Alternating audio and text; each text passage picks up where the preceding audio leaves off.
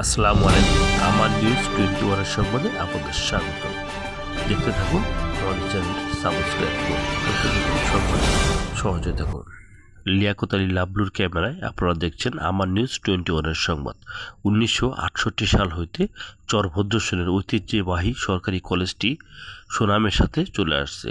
আজ এই কলেজ থেকে পরীক্ষার কেন্দ্র অন্যত্র সরিয়ে নেওয়া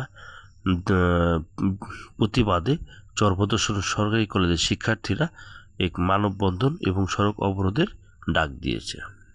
দেখতে থাকুন এবং নতুন নতুন সংবাদ পেতে আমার নিউজ 21 চ্যানেলটি সাবস্ক্রাইব করুন।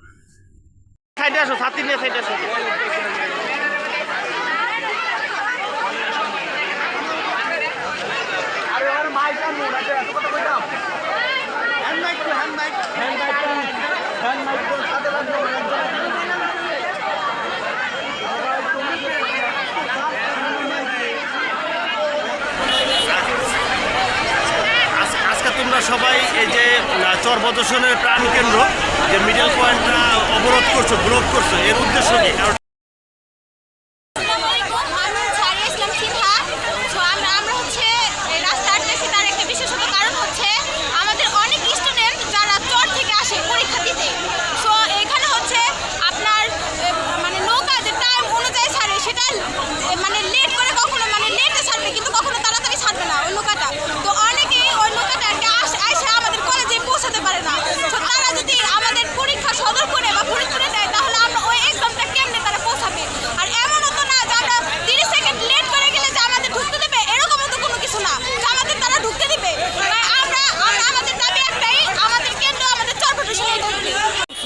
শুভ, আমি চরভদ্রেশ্বর সরকারি কলেজের 2য় বর্ষের স্টুডেন্ট।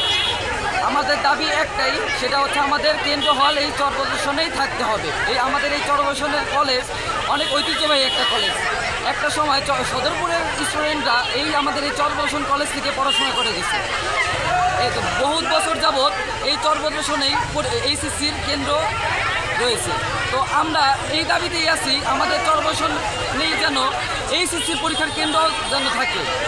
এখানে অনেক আমাদের যারা স্টুডেন্টরা আছে সবার দাবি একটাই, চরভদ্রেশ্বরেই কেন্দ্র হল থাকতে হবে।